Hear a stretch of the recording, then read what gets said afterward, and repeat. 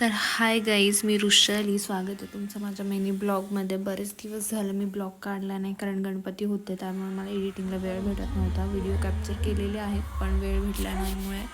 तर ह्या रांगोळ्या आहेत ज्या मी मंडळाच्या गणपतीपुढे आमच्या ताई आहेत ओळखीच्या त्यांच्या घरी, आणि त्याच्यानंतर पूजा होती सत्यनारायणच्या मंडळापाशी तेव्हा काढलेल्या रांगोळ्या आहेत.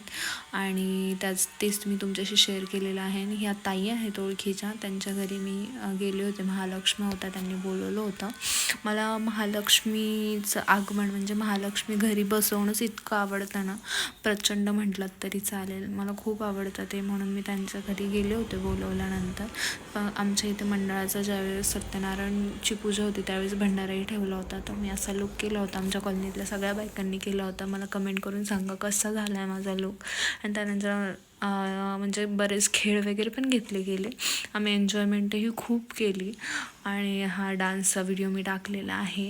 म्हणजे हे 11 दिवस कसे गेले आणि कसे नाही हे कळलंच नाही. इतके धावपळी तितके एन्जॉयमेंटमध्ये. बाप्पा आल्यावर वेगळीच अंगात जोश असतो, उत्साह असतो, आणि जाताना वेगळीच हुरहुर लागते जीवाला. आणि त्याच्यानंतर नगरमध्ये इतके सुंदर सुंदर ह्यावेळेस आरास म्हणा किंवा डेकोरेशन म्हणा, कोणाकोणाला म्हणजे ज्याच्या हिशोबाने जे म्हणतं, तर खूप छान लागलं होतं. आम्ही बघायला गेलो तर एकीकडे उज्जैनचं केलं होतं महाकाल. त्याच्यानंतर हा कालियाचं वध करताना श्रीकृष्णांचं काय म्हणतात ते दाखवलं होतं. त्याच्यानंतर हे गणपती आहे, पावन गणपती. तर शीशमहलसारखं त्यांचं डेकोरेशन होतं. खूप सुंदर सुंदर मूर्त्या, खूप सुंदर सुंदर डेकोरेशन. म्हणजे बघितल्या वेळ कसा जात होता हे कळत नव्हतं. कधी 12 वाजायचे घरी यायला असं समजत नव्हतं.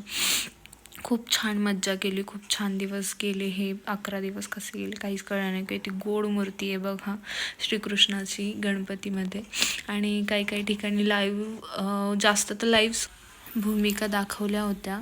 असे दिवस गेले हे 11. बाप्पा जाताना डोळ्यात पाणी खूप होतं. बाप्पा लवकर या. आणि हे झालेले बाप्पाचं विसर्जन.